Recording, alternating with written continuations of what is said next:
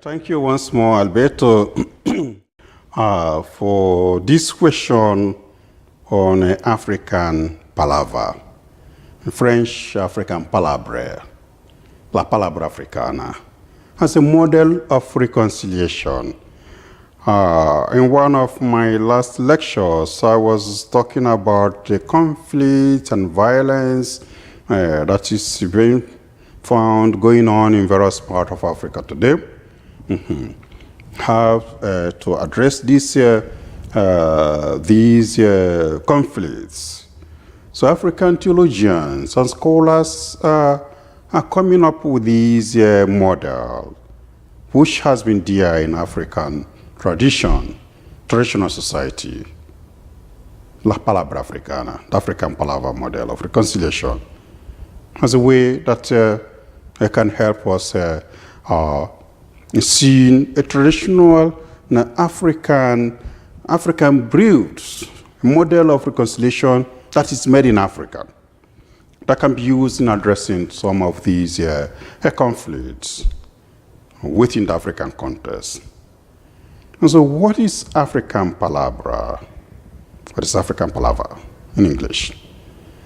Yes, it's a recent terminology that not is recent as such, because but in terms of using it in theological discussion and also among African philosophers, is something recent, and is being promoted by African scholars of Francophone countries.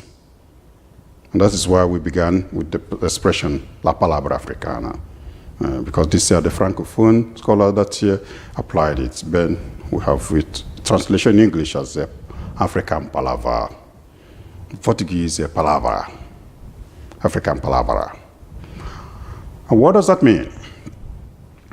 It is an assembly meeting, a popular assembly meeting in a village square or in a courtyard under a tree by the people when there is something important to discuss, something that incumbents on the life of an individual or the community, that if it is not discussed and resolved in an amicable way, may bring a greater problem to the community. And that is African palaver.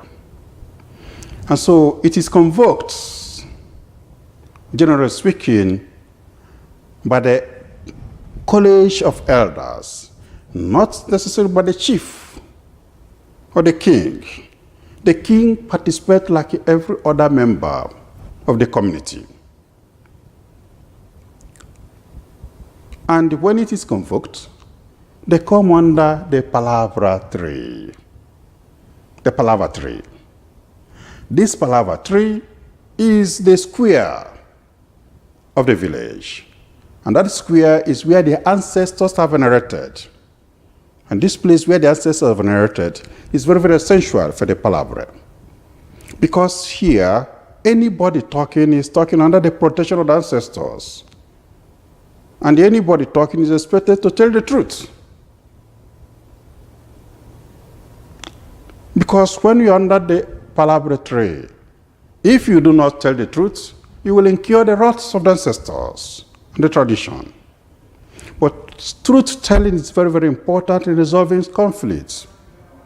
So the palaver is important because it is under palaver, discourse, that the healing word comes. It could be the spoken word. It could be mimed word. It could be danced word. It could be word dramatized.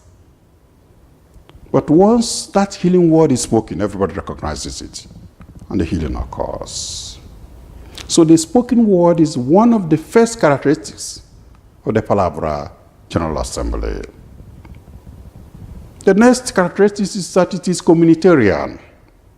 Communitarian, that everybody is invited, the old, the young, men and women. There is no discussion, no discrimination. Everybody has also equal right to speak a child can come up and speak.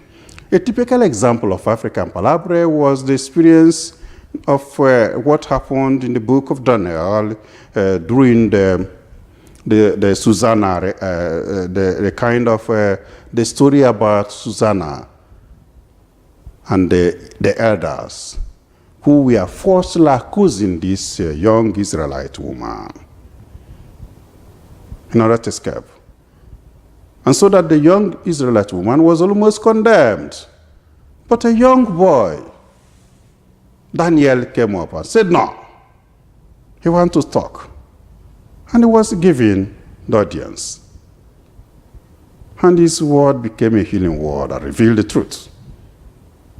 And so the judgment that could have been meted for that young woman was reverted, and the elder people that were accusing him now become the culprits.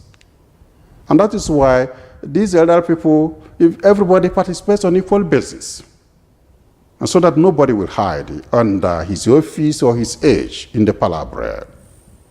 So in the Palaver, the community assembly, everybody has equal voice, equal face, equal dignity, equal opportunity to speak. It is in this process of speaking the truth that the healing word comes up. And so that is the African Palaver, that community direction of it.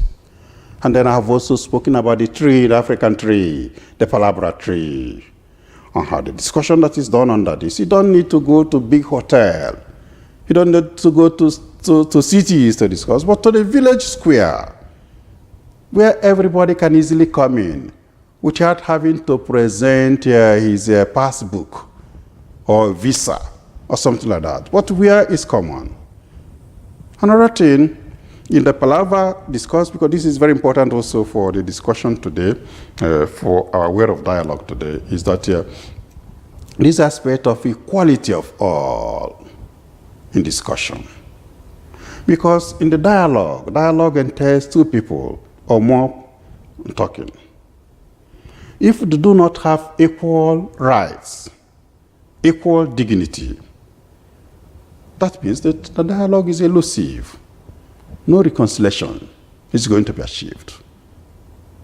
But where they have equal rights, equal voice, there is no second class, first class, third class in the Palaver discussion, but everybody is at the same level. So if you go there, there is no question of a Security Council that is made of a higher countries that can have veto power over what other 2,000, what other countries of the world, 200 countries of the world have discussed, so one country will come and pull it down. No. There is equal voice for everybody in the Palaver discussion. And the healing voice can come from the least, not from those who have greater power of governance. So this equality of voice, equality of face, is very, very important in the Palaver discourse. People are afraid of it today, afraid of promoting this African Palaver model, especially because of this aspect of equality it gives to every participant in the dialogue. But that is also why we are having all these conflicts. Because only the great people, all those that have political power, economic power, military power, are lording it over others. But it doesn't mean that they have the truth. It doesn't mean that they have justice. It doesn't mean that they are more intelligent. That we have enormous power, military power, does not mean that we are intelligent than these other people that don't have. Intelligence does not mean the manipulation of killing people with military force. And so this is the African Palaver. So it is a new form of African approach to question of reconciliation. It was a little bit, a modified form of it was used in South Africa after the fall of the apartheid there. The Truth, Justice and Truth Commission, headed by Bishop Tutu, And part of it, a modified part of it was also used in Rwanda after the genocide of 1994.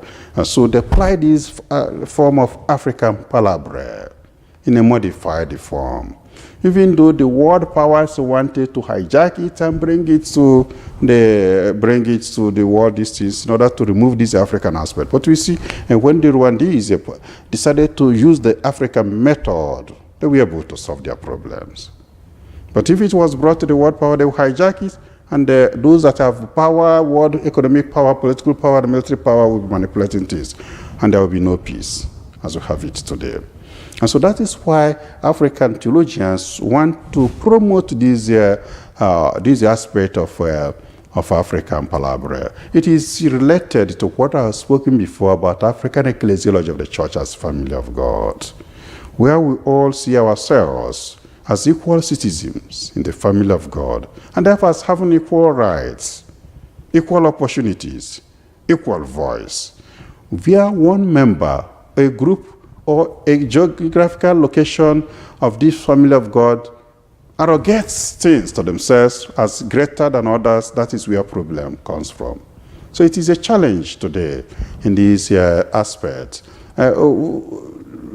Movements are coming up, reflections are still being developed along this line in order to help us to bring it to the knowledge of everybody. It is significant, and also see whether those that are in charge of things in Africa, both at the political scene, at the ecclesiastical scene, in these areas that are in conflict, can begin to imbibe, especially the modified aspect of this, modernize it, and see how that can help also in solving most of the problems of conflicts in Africa today.